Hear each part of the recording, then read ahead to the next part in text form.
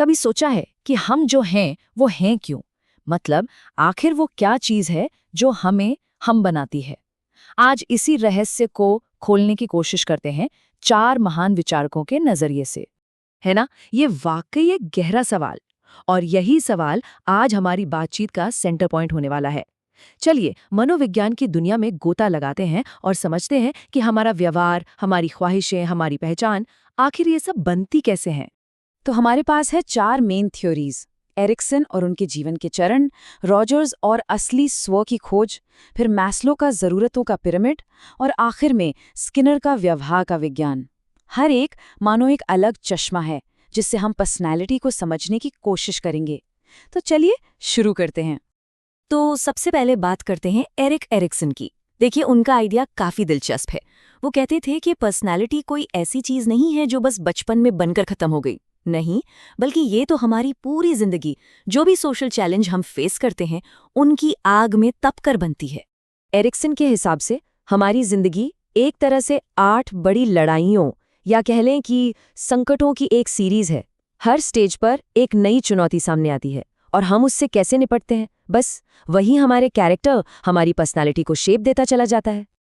अब ये जो चार्ट है, पहली नज़र में शायद थोड़ा कॉम्प्लिकेटेड लगे, लेकिन इसका जो कोर आइडिया है ना, वो बहुत पावरफुल है। ये चार्ट एरिक्सन के मुताबिक हमारी पूरी साइकोलॉजिकल लाइफ जर्नी को दिखाता है, एकदम बचपन से लेकर बुढ़ापे तक, और हर दौर का एक सेंट्रल कॉन्फ्लिक्ट है जिसे हमें पार करना होता है। जैसे कुछ एग्जाम्पल्स लेते हैं। जब हम बच्चे होते हैं तो हम सीखते हैं कि दुनिया पर भरोसा करना है या नहीं। फिर जब टीनेज में आते हैं तो वो बड़ा सवाल उठता है, मैं हूं कौन? और फिर जिंदगी के आखिरी पड़ाव पर हम पीछे मुड़कर देखते हैं और सोचते हैं कि क्या जिंदगी का कोई मतलब था? ये सारे एक्सपीरियंस ही तो हमारी पर्सनैलिटी की नींव बनते हैं। तो एरिक्सन ने तो बाहरी दुनिया की चुनौतियों पर फोकस किया। अब चलिए गियर बदलते हैं और कार्ल रॉजर्स के साथ अपनी अंदरूनी दुनिया में झांकते हैं। रॉजर्स का मानना था कि पर्सनैलिटी बाहर से नहीं, बल्कि अंदर से आती है। रॉजर्स के लिए सबसे जरूरी चीज है हमारी अपनी सब्जेक्टिव रियलिटी। मतलब ये कि कोई भी 2 लोग एक ही सिचुएशन को बिल्कुल एक जैसा एक्सपीरियंस नहीं करते। हमारा जो पर्सनल नजरिया है वही हमारे लिए सच है। तो अगर किसी की पर्सनैलिटी को समझना है तो हमें दुनिया को उनकी नजरों से, उनके मैप से देखना होगा। और रॉजर्स की थ्योरी का जो सार है ना, वो इस आइडिया में है कि हमारे अंदर एक कश्मकश चल रही होती है।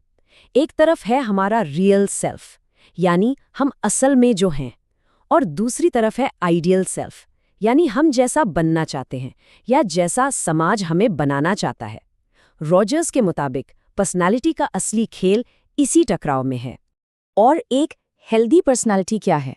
वो जहां ये दोनों सेल्फ, रियल और आइडियल, एक दूसरे के साथ सिंक में हो। जब हम जो हैं और जो होना चाहते हैं वो एक ही हो, तभी हम एक सच्ची, ऑथेंटिक जिंदगी जी पाते हैं।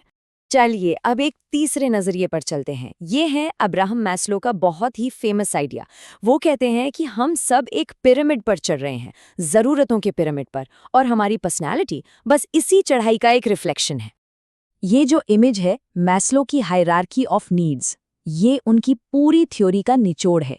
इसमें गौर करने वाली बात यह है कि ये एक पिरामिड की तरह है। सबसे नीचे हमारी बेसिक सर्वाइवल की ज़रूरतें हैं, और जैसे जैसे हम ऊपर जाते हैं ज़रूरतें बदलती जाती हैं। तो चलिए इस पिरामिड को समझते हैं। देखिए, सबसे नीचे है हमारी फिजिकल ज़रूरतें, खाना, पानी। जब ये पूरी हो जाती हैं तब हम सोचते हैं सेफ्टी के बारे में, सुरक्षा, और उसके बाद ही दोस्ती, प्यार, अपनापन, इन सब पर ध्यान जाता है। सीधे सी बात है, जब तक नीचे के लेवल की ज़रूरतें पूरी नहीं होंगी, हम ऊपर के बारे में सोच ही नहीं सकते। और इस पिरामिड की चोटी पर क्या है?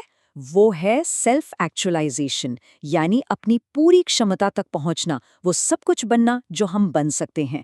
मैस्लो के लिए यही एक पूरी तरह से विकसित पर्सनालिटी का अल्टीमेट गोल है। और अब एक बिल्कुल ही अलग मोड़। B.F. स्किनर, इनका कहना था, भाई ये मन की अंदरूनी दुनिया, फीलिंग्स, ये सब छोड़ो, सिर्फ उस पर फोकस करो जो दिखाई देता है, यानी हमारा बिहेवियर, हमारा व्यवहार। स्किनर का आइडिया बहुत ही सीधा है। हम वो हैं जो हम करते हैं, बस। और हम जो भी करते हैं वो इस बात पर डिपेंड करता है कि उसके लिए हमें पहले इनाम मिला है या सज़ा।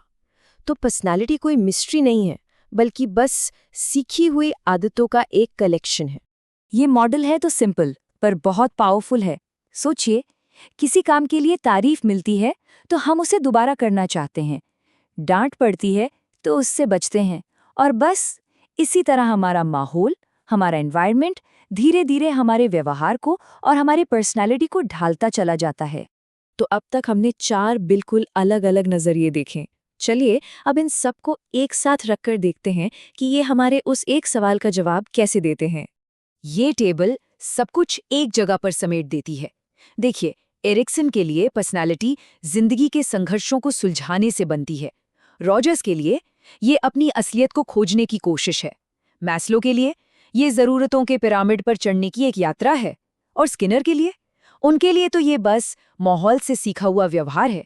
तो आखिर में सवाल फिर वहीं आकर खड़ा हो जाता है, किसी इंसान का व्यक्तित्व क्या है?